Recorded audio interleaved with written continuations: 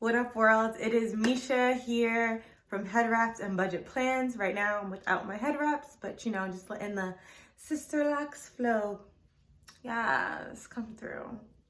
Anywho, I am here to just say hi and give an update on my journey so far in terms of being debt-free. For those of you who watched my video from last week know that my goal for Christmas is to pay off my last credit card, and I am super excited to be here to let you know that I did the math, checked the numbers, and I will be able to pay off this credit card by Tuesday, December 17th.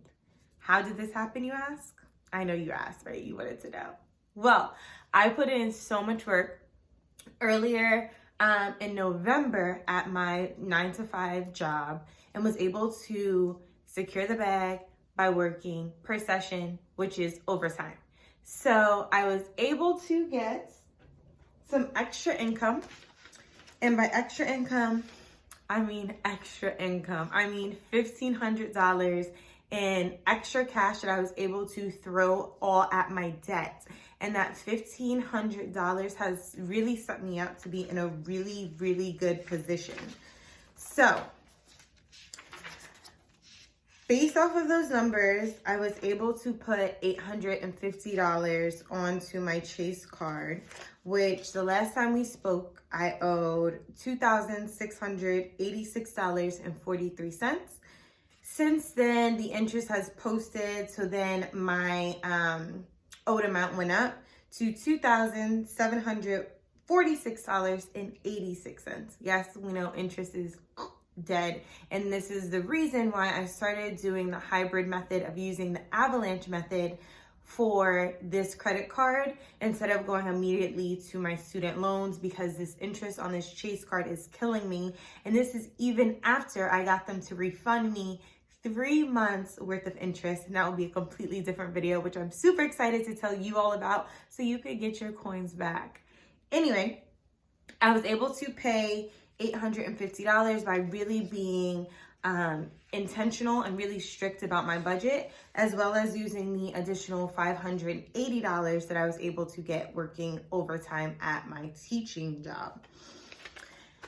After that, my paycheck for the 15th, which I will get on Monday, the 16th, would have been enough to cover my expenses of my Chase card, which is now $1,896.86. So my normal pay would have been able to handle that light work. Not light work, that like still would have hurt my heart, you know? But still, you get what I mean. But that extra $1,000, it was $1,055.03 is a thing that allows me to start working on my student loan debt. My smallest loan with Great Lakes is $1,447.71. And that additional income, combined with some income that I have coming in from Cambly, my ESL company, will allow me to pay that off. So that means I get to kind of relax a little bit in terms of my monthly goal. If you remember last week, my goal was to make $1,000 in additional income in order to pay off my student loan in 4 months instead of 6 months. However, attacking this first jet will allow me to pay off my student loans in 5 months. And my student loan balance right now, right this second, is $12,874.22. However, yes, by Friday when I get my additional check, it'll go down to $11,426.51. And that amount will allow me, if I do nothing, make no additional income, using just my salary, will allow me to pay that off in 5 months. 5 months. Instead of 6 months, lose a whole month. 5 months.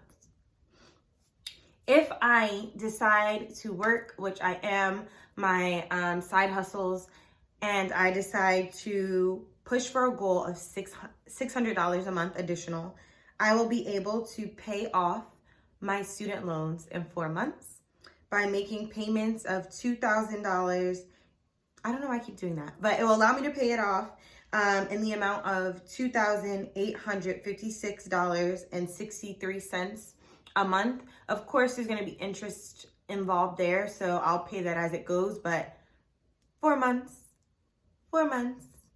with only working with the goal of $600 a month.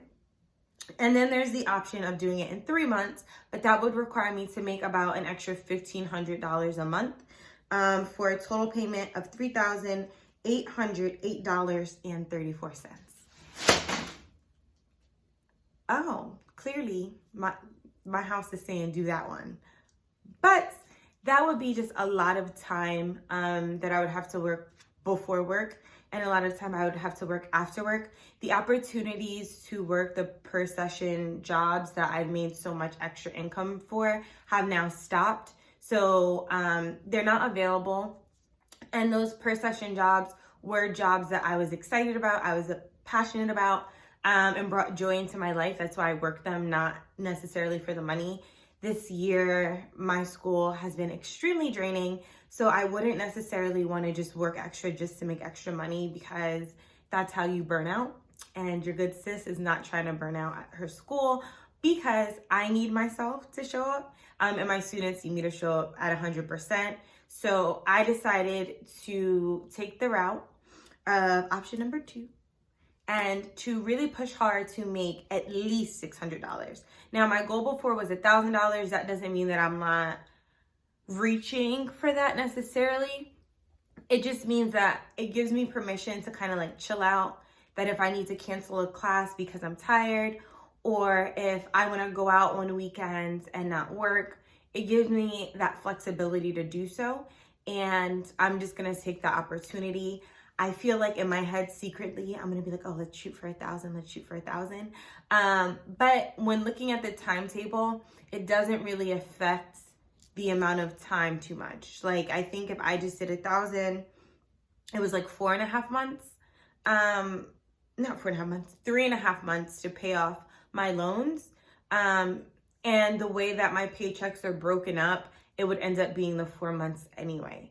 So it would give me some extra cash to work with. However, it wouldn't necessarily go towards my goal of paying off my student loans as quickly as possible. But yes, I am super excited. I wasn't expecting this. I honestly kind of forgot about it until I went online to kind of see what income I should be expecting for this upcoming week. And when I saw it, y'all, I almost started crying, because this journey has been so intense, physically in terms of working extra, emotionally in terms of having to deal with the regret of like making some of these decisions that I made that have led me into debt, as well as spiritually in terms of figuring out how to be patient within myself and turning to a higher power. I don't know if folks are religious, but turning to a higher power to trust the process, as well as to make some decisions about what I want to do next in life. So all around, this has been a completely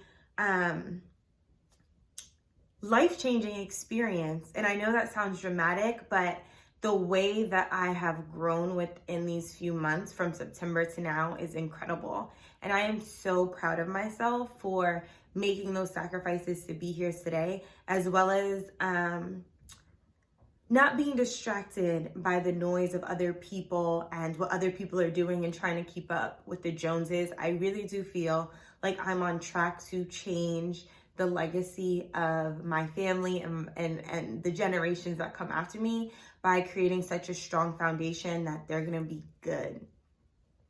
Additionally, in a video before, I spoke about boundaries and how this process has been teaching me boundaries in a whole new way. And I still agree. My boundaries in terms of my personal boundaries with myself, my boundaries with friends, my boundaries with romantic partners, all of those things have really shifted and adjusted in a way that I feel is only going to make me a better person for the rest of my life. So I'm saying this not to brag or to gloat, but just to serve as a source of inspiration or motivation that if I could do this, You can do this. I love to shop. I love to travel. I love to eat out. All of those things I love, and I spent so much money over the years doing. And I was able to hunker down and really get focused. And if I could do that, even with the pressure of my family talking about, oh, come to Atlanta, come here, let's go to Jamaica, let's do this. If I was able to make those sacrifices despite my desires, I promise you, you can too. If you need any advice or have any questions, please leave them below in the comment section. But I am super excited and I cannot wait to push that button to send Chase off, because they have been killing me with interest and getting on my nerves forever. Okay, forever, not forever, but you know what I mean. Anyway, in the meantime, in between time, stay blessed, and I hope to see you again soon. Bye.